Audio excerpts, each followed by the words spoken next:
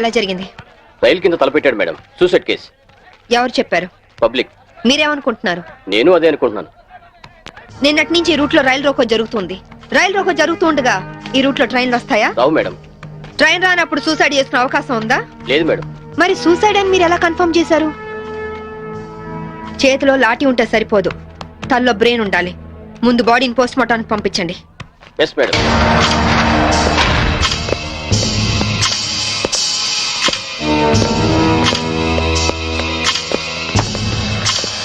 Murder ఏ time జరిగి ఉండొచ్చు? నిన్న ఉదయం 11 గంటల ప్రాంతంలో జరిగి ఉండొచ్చు మేడం. ఫింగర్ ప్రింట్ రిపోర్ట్స్ ఏమైనా వచ్చాయా? ఫోరెన్సిక్ రిపోర్ట్స్ వస్తే కానీ తెలియదు మేడం.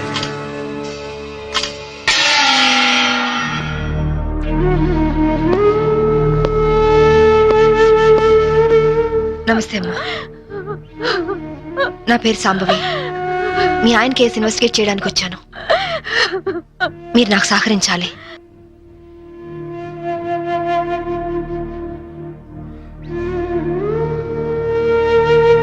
ఆయన నొసటి మధ్య సింధూరం ఉంది. నేను ఆంజనేయ స్వామి గుడికి వెళ్ళాడమ్మా. ఆయన ఒక్కరే కాదు, ఇద్దరం కలిసి వెళ్ళావు.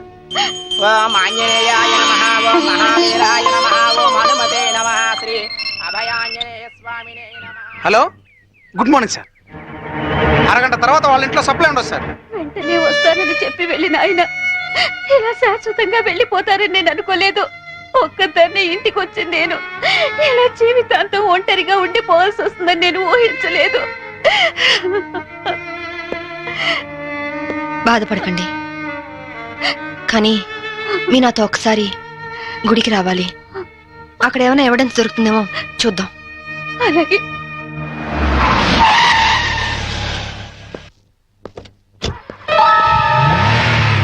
గేట్ తాళం తీ. రాత్రి వేసిన తలుపు ఉదయం 5 వరకు తెరవరమ్మా. సరే రండి.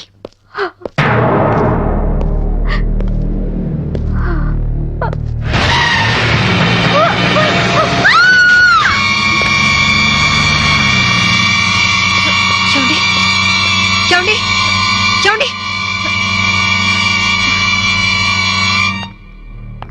అమాయకురాలు ఆయన ఆవిడని చంపడానికి నీకు మనసు ఎలా వచ్చింది? నువ్వు మనిషివా పశువా? నీలాంటి వాడిని కోర్టు తీసుకెళ్లి శిక్షించడం కాదు, పబ్లిక్ గా ఉరి తీసి చంపాలి. తీసుకురండి. Yes madam.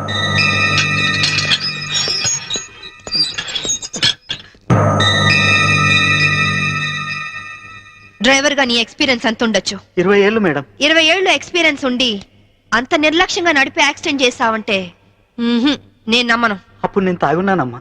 ఏం చేస్తున్నానో తెలియని మైకంలో అలా జరిగిపోయిందమ్మా. ఎవరో చేసిన తప్పుకి నువ్వు బలిపశువు కావద్దు.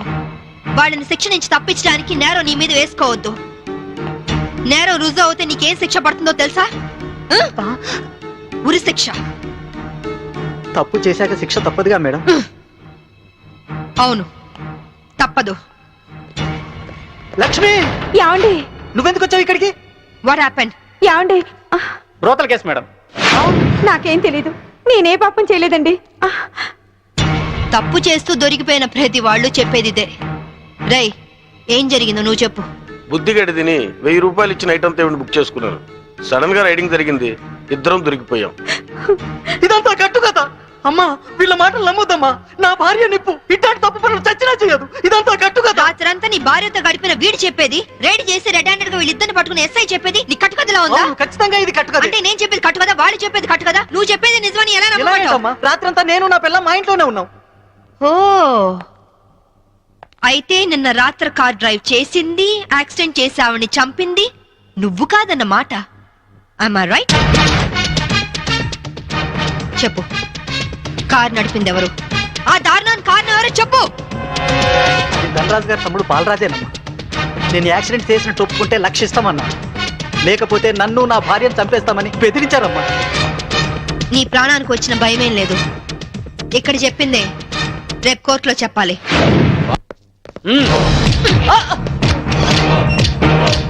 Madam, what is this? ఇది ఆపరేషన్ థియేటర్, లోపల రాకూడదు. మీరు జులుం చేయడానికి ఇది పోలీస్ స్టేషన్ కాదు, హాస్పిటల్. Don't disturb him. ఇతనికి heart problem, kidney problem, brain problem, nervous problem, liver problem. ఇన్ని ప్రాబ్లమ్స్ ఉన్నవాడు బ్రతకడం కంటే చావడం బెటరు. రై, లేరా లేరా లే. What is this nonsense? Shut up! చావు బతుకులో ఉన్న పేషెంట్ ని కాపాడే డాక్టర్ ని చూశాను, కానీ క్రిమినల్ కాపలా కాసే డాక్టర్ ని మిమ్మల్ని చూస్తున్నాను. ఛీ! ఎరా నీ గుండె నొప్ప, కిడ్నీ ప్రాబ్లమా, లివర్ ప్రాబ్లం రా? నీలాంటి వాడు బయట ఉంటే law and order K problem. నీలాంటి వాడు పర్మనెంట్ గా బొక్కలు ఉండడం బెటర్.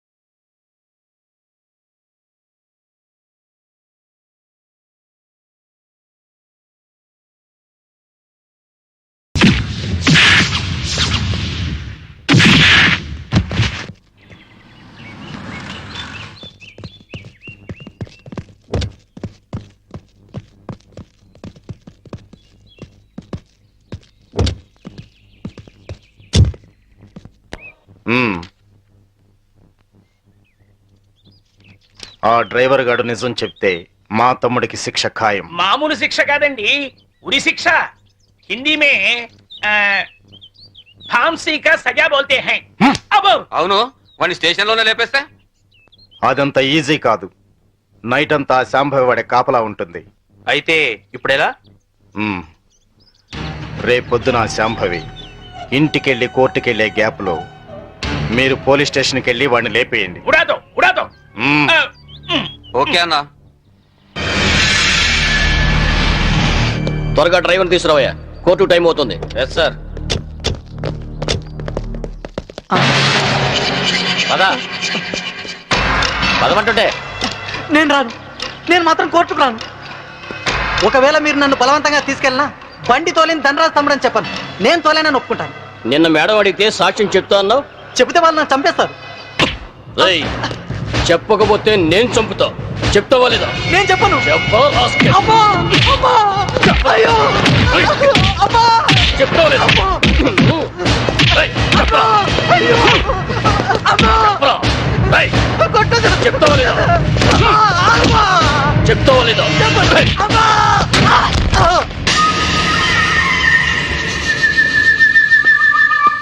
ఎలా ఉన్నాడు? దెబ్బ తగలరాని చోట తగిలినట్టుంది సార్. చనిపోయాడు. చచ్చిపోయాడా? అవును సార్. అన్న, సిఏ డ్రైవర్ గారిని కోర్టులో సాక్ష్యం చెప్పమని కొడితే వాడు చచ్చాడు. అలాగే అన్న. పోలీసులు నశించాలి, పోలీసులు నశించాలి, పోలీసులు నశించాలి, పోలీసులు నశించాలి, పోలీసులు నశించాలి, పోలీసులు నశించాలి. ACP Shambhavi down down, ACP Shambhavi down down, ACP Shambhavi down down, ACP order order. What is this nonsense? ఎవరు మీరు? వీళ్ళంతా ఈ కేసుకు సంబంధించిన వాళ్ళే యువర్ ఆనర్. అవును సార్, ముద్దాయిగా బోన్లో నిలబడ్డది మా తమ్ముడే. కానీ ఇప్పుడు నిలబడాల్సింది వాడు కాదు, ఈ ఏసీపీ శాంభవి. ఏమైంది? ఎలా జరిగింది? ఐఎమ్ సారీ మేడం, అనుకోకుండా జరిగిపోయింది.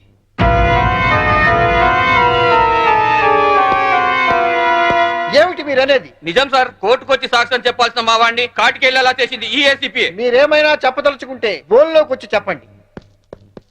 పోలీసు మామూలు ఇవ్వడం లేదన్న కోపంతో నీతిగా వ్యాపారాలు చేసుకునే మా మీద ఈ ఏసీపీ ఎప్పటి నుంచో కక్ష కట్టింది సార్. యాక్సిడెంట్ చేసిన మా డ్రైవర్ తప్పు చేసింది తానేని ఒప్పుకొని లొంగిపోయినా వినకుండా మా అన్నయ్యని ఎలాగైనా ఈ కేసులో ఇరికించాలని చూస్తాం సార్. యాక్సిడెంట్ చేసింది మా తమ్ముడేనని కోర్టులో తప్పుడు సాక్ష్యం చెప్పమని మా డ్రైవర్ ను కోరింది. విశ్వాసపాత్రుడైన వాడు చెప్పనన్నందుకు లాఠీలతో కొట్టించి చంపించింది. యువరానర్, అతను చెప్పేది పచ్చి నిజం. పోలీసుల దౌర్జన్యానికి, అరాచకానికి ఈ లాకప్ డెత్ నిలువుటద్దం లాంటిది. ఇలాంటి సంఘటన మళ్ళీ మళ్ళీ రిపీట్ కాకుండా ఉండాలంటే ఈ డ్రైవర్ సావుకు కారణమైన ఏసీపీ శాంభవిని, ఆ స్టేషన్ సిఐని సస్పెండ్ చేసి కఠినంగా శిక్షించాల్సిందిగా కోర్టు వారిని కోరుతున్నాను. That's all your honour. ఏసీపీ గారు, what is your explanation? Vigilance officer భార్యను చంపింది బాలరాజే అని చెప్పడానికి ఈ డ్రైవరే సాక్ష్యం.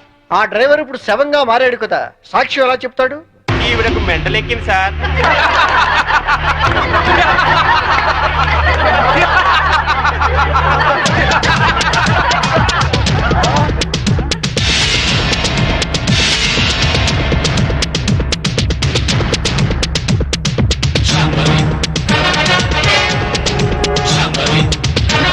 చచ్చాడనుకున్న డ్రైవరు బతికి లేచినందుకు షాక్ అయినట్టున్నారు. మీ మొహాల మీద నీళ్లు కొట్టించాలా లేక మిమ్మల్ని కూడా జైల్లో పెట్టించాలా? మిసెస్ శాంభవి, ఏమిటిదంతా? 1 minute యువర్ ఆనర్. ఇన్స్పెక్టర్, జరిగింది చెప్పండి. Yes madam. Your honour, driver ను కోర్టుకు తీసుకొస్తుంటే వీళ్ళందరూ అతని చంపాలని కోర్టు బయట కాపు కాశారు. అది పసిగట్టిన నేను మేడం గారికి ఫోన్ చేశాను. మేడం గారు ఈ డ్రామా అంతా ఆడమని ప్లాన్ చేశారు యువర్ ఆనర్. లేకపోతే వీళ్ళు నన్ను నిలువునా చంపేసే వాళ్ళయ్యా. ఆఫీసర్ భార్యని యాక్సిడెంట్ చేసి చంపేసింది ఈ బాలరాజే. వీడు చెప్పేది అబద్ధం సార్. యువర్ ఆనర్, నిజాలు తేల్చాల్సింది న్యాయస్థానం. విజిలెన్స్ ఆఫీసర్ భార్య ప్రాణాలు తీసిన ఇతన్ని కఠినంగా శిక్షించవలసిందిగా కోర్టు వారిని కోరుతున్నాను. That's all your honour. Driver Kanakarao సాక్ష్యాన్ని ఆధారంగా చేసుకుని విజిలెన్స్ ఆఫీసర్ భార్యను చంపింది బాలరాజనేని కోర్టు వారు నమ్ముతూ సెక్షన్ 302 ప్రకారం నిందితుడికి యావజ్జీవ కారాగార శిక్ష విధించడమైనది. Hi Kitty, how are you? Fine. Holiday రోజు మీరు ఇంట్లో ఉన్నారండి బాబు గారు. లేకుంటే మీ అక్క లాఠీతో కాలి రగొడుతుంది. ఇప్పుడు అంత అవసరం అంటారా? ఎవరిన వెంటే నిజం అనుకుంటారు. అయితే మోడల్ గా సెటిల్ అయిపోయి డాన్స్ వదిలేస్తావా? వదిలేయడమా? డాన్స్ నా ప్రాణం. నీకే కాదు, మా ఆవిడకి ప్రాణమే. పెళ్లికి ముందు చాలా బాగా చేసేది. నిజమా అక్క? వావ్, ఏ డాన్స్ చేసేదానివి? కూచిపూడా? కాదు, భరతనాట్యం. పోలీస్ ఆఫీసర్ అయ్యాక పొలిటికల్ లీడర్స్ తో రౌడీస్ తో డాన్స్ చేస్తోంది మా ఆవిడ. డాడీ ఇలాగా? రేయ్, ముందు మీ పని చెప్పాలి. వీడిని మీరే చెడగొడుతున్నారు. చూడు చైతన్య, మన దండరాజు గారు 100 రోడ్డు మీద గాంధీ బొమ్మలు అంటాడు. ఆయన ట్రాన్స్ఫర్ కి బాకీ ఉన్నారని, మన ఆఫీసుని మర్డర్ చేశారని కేసు పెట్టారంట. అవును సార్. మంత్రిగా నేను చెప్తున్నాను, ముందు కేసు విత్డ్రా చేసుకో, ఆ తర్వాత పవర్ ప్లాంట్ శాంక్షన్ చేయి. అందరికీ మంచిది, సరేనా? సరే సార్, ఆ విషయం మీ లెటర్ హెడ్ మీద రాసి సంతకం చేసి ఇవ్వండి. దేనికి? పేపర్లో వేసి మీకు ఓట్లేసిన ప్రజల దగ్గర పర్మిషన్ తీసుకోవడానికి. చూడు ఐఏఎస్, రెచ్చిపోబోక, నీ ఇవ్వ నీకు ఇప్పిస్తాను, తీసుకో. ఐఏఎస్ అంటే ఇండియన్ అడ్మినిస్ట్రేటివ్ సర్వీస్, అంతేకాని ఇండియన్ అవినీతి సర్వీస్ కాదు. నన్ను ఇంగ్లీష్ లో తిడతావా? నీ అంతు చూస్తా, నిన్ను చక్కెరకి మనియాలు పట్టిస్తా.